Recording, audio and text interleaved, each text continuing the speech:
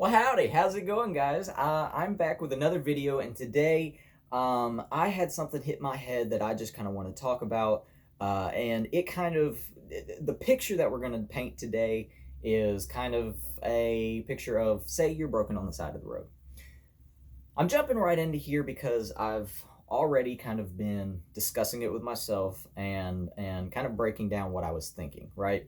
So one of the things, the core idea of today's video will be about really taking a critical thought on things that are out of your control, events that happen, scenarios that may happen of out of your control. And today we're going to be, like I said, painting the picture of a car broken down on the side of the road. It could be of many things. Where this all started from, where this whole thought process came from, was I was thinking about a person that stays in prayer, and on the lines of every single person inside of the phrase nobody's perfect. What that really entails is that nobody wakes up every single day and doesn't have a struggle within their thoughts.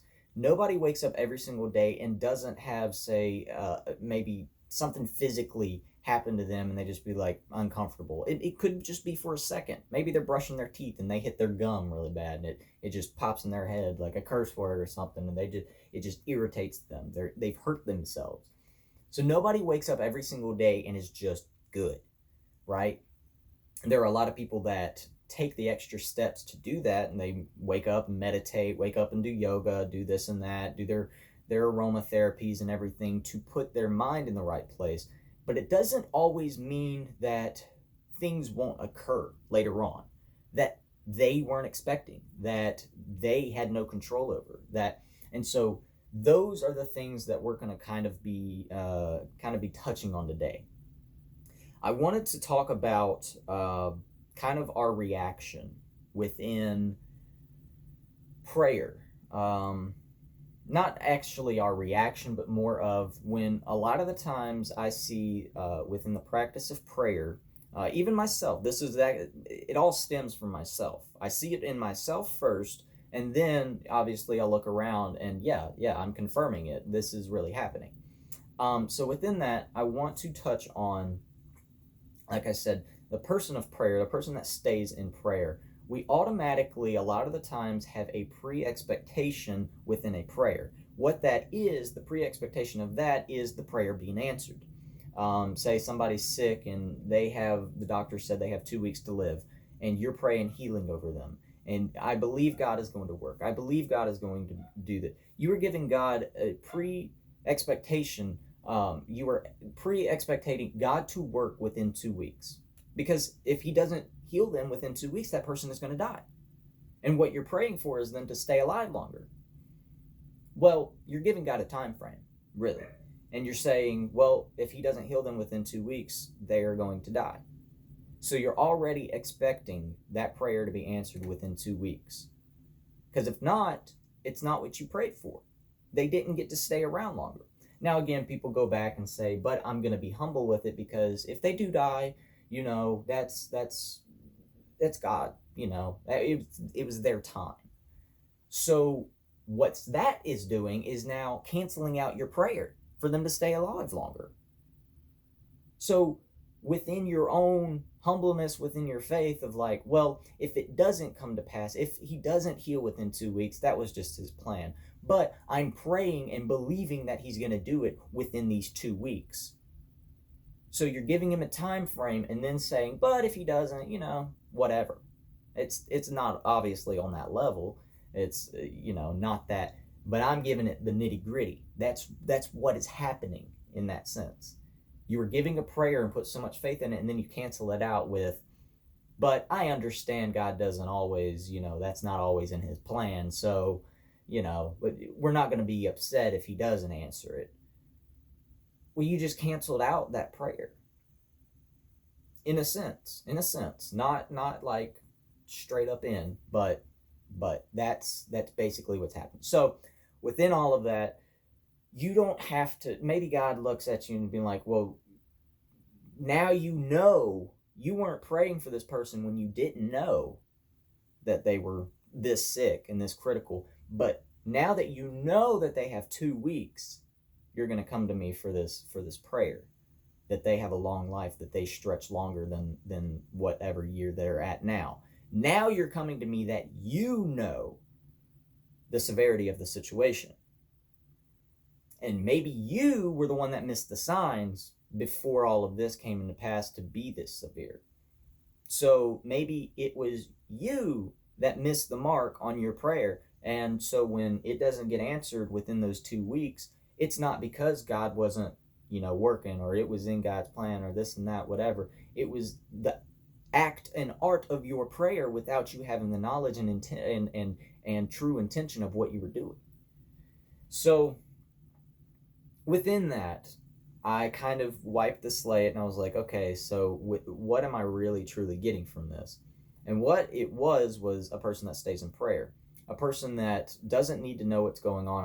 When I see somebody broken down on the side of the road with their hazard lights on, I do not need to know what's going on. I don't need to know if they're just talking on the phone. I don't need to know if they have a flat tire. I don't need to know what their worries are, if they're going to be late for work, if they're scared of being fired, if they have, a big old test that they're supposed to get to, and this is determining a big portion of their GPA. I don't need to know all of these stresses and these worries within that. I see a person on the side of the road with their hazard lights on and know in my mind where I would be at internally if I was the one in their situation.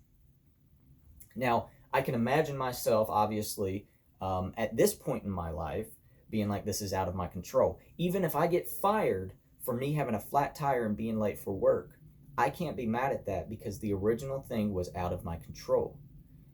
Maybe I missed the signs and haven't walked around my car in 2 months, so I didn't see that maybe that tire was a little bit flat, maybe that there was a nail in it, and I didn't catch it because I didn't put the effort into making sure my car was good before driving it for 2 months. And so I didn't take the extra effort into making sure it was okay. So I can't be mad when it does break because I missed the signs.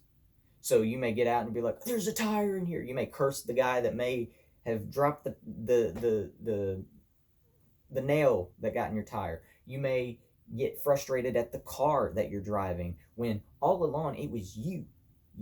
Okay. So within that example, I have come to peace and humility within myself of those situations out of your control. You can't necessarily be frustrated with it because of it could have been you all along. So within that thought, it kind of just, gets you taken back, and it's just like, just breathe. It could have been me the whole time. It could have been my fault. So just breathe. But so in those situations, it's out of your control. You can't put air in your tire just like that and just be on your way and think, maybe you weren't supposed to go where you were going. Maybe that extra break right now that you're taking prevents you from being in a car wreck. Maybe, you can't know those things. But if in those situations, as soon as your car breaks down, it pops in your head, oh, thank you, Jesus. Thank you, Jesus, for making my car break down because I have no idea what's in front of me. I could have just crashed and died. You just saved my life. It doesn't matter if it could be or couldn't be. It's better than saying, oh no, my car broke down, so now I'm going to get fired. What if you never get fired? Maybe your boss is actually understanding about it and says, no, don't worry about it. Don't worry about it. Get your car fixed. Don't commit. But before you've even talked to your boss, you're like, I'm going to get fired. I'm going to be late for work. None of that matters. Because like I said, even if you do get fired, maybe that's the best opportunity that you ever have. Maybe you go get the next job that actually turns you into the boss, right? You never know. And so to immediately jump to the negative, it's just as easy to immediately jump to the positive. So as soon as you break down, you can immediately start giving thanks. Oh, there could have been a wreck up there. Thank you, Jesus. There could have been a wreck up there. But instead, our minds go to, I'm going to be late for work. I'm going to get fired. You don't know those things. Those are just as future as you saying there could have been a wreck up there.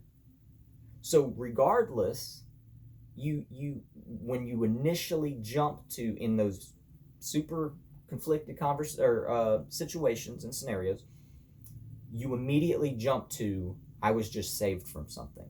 I was just giving the chance. Maybe sometimes we just need to slow down, stop, collect our thoughts. And that's why our car broke down. And so maybe we take our time and just meditate on it and say, this is, I was already stressed about getting to work. And now I'm just sitting here. I have no choice but to just sit here. This is called peace.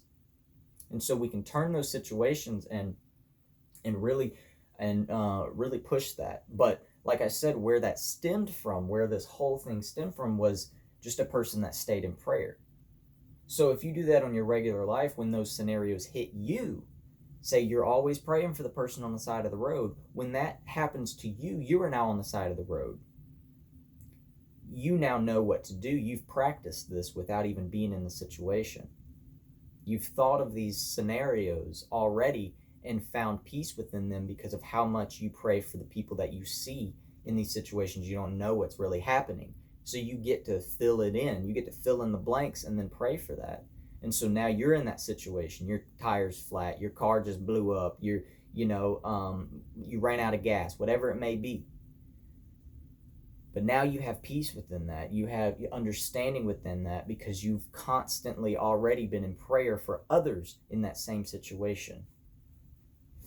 And maybe since you've done so good within that, maybe somebody comes up and the person that helps you get your car going again, you're expressing to them, I'm a student. I've been going to school. I've been trying to get my life together. I finally got a good job. And I don't know why this has happened to me because it feels like everything's finally coming together. And that person is like, I see the same determination in you, the same effort in you that was in me when I was first getting started up. Now I'm in the position now today, I would like to gift you a car. So you can get to school and you can get to work easily without that having to be your problem. Since I have the ability to do that, since I see the relationship and the relations with you and I see that same determination. You were pretty much the younger version of myself. I would like to present the younger version of myself something to make the process easier. So you don't have to stress about this. You can go stress about bigger things because I see bigger things in your future. And so that person goes and he's like, but, the only thing I ask of you is I would like you to participate in this article. I do need promotion for this. We are trying to sell, meet our mark, yada, yada, yada. So I do want to turn this into a story. I don't want to just help you, but I want to show the world of just your effort, not only, but the ability to just a small gesture of something can drive somebody even further. And I would like to use your story to kind of get that message out there. So maybe you're not the only person that gets gifted a car. Maybe we can get enough people on board with the story that we can actually start doing more of like a giveaway thing annually or something. You never know. So you got to give it a try. You got to get out there and you got to stay humble within your prayers to then, in those situations, not even give that anxiety and that stress and that just hectic mindset even a chance to creep in. Because as soon as it's even happening, as soon as you're like, oh, things are going wrong, you're already giving thanks in that moment and nothing else is being involved. So today, I just wanted to let everyone know that I myself am a man of prayer, and in those situations, you may not think anybody is watching you, anybody is caring, anybody is there to help. Just a small prayer goes a long way. If you're broken down on the side of the road and you have your hazard lights on, I am one of those people that may have flown by you and not even realized you were there to begin with. So that's the only reason I'm flying by you. But I'm one of those people driving by you that may not physically stop, but I am physically gifting you my prayers. I am physically sharing my words to the higher power, to God, to Jesus Christ, asking him to give you peace, to give you strength, to give you security in whatever situation you may be in. Because I never know when I may be on the side of the road with my hazard lights on. And it may not be just a phone call. It may be my radiator went out. It may be I have this flat tire. It may be I'm out of gas. I don't know. I just pray that when I'm in that situation, that same peace comes over me. So if you're ever in those situations, if you need to reach out, if you need anything, just know that I take pride in being a man of prayer, but also humility within that same thing, because obviously pride, you don't want pride. But but I I have strength within myself to then allow you to know that I am a man of prayer. I do stay in prayer and I practice that. And if you would like to join me, you're more than welcome. But if you would just like to just have yourself included in my prayers, let me know, because like I said, if you're ever on the side of the road, my prayers are with you. Security, peace, strength, understanding, and besides that, just next time you're in a bad situation, think of the things that you can be thankful for at the forefront before thinking of all the things that are going to go wrong because you may not be able to get somewhere on time. With that, I hope everybody has a wonderful day. I hope somebody gets something out of this. I'm sorry it was mumbo jumbo. These are freestyle things off the top, just little ponders of the thoughts that I decided to share. Anyway, guys, hope you have a wonderful day. God bless.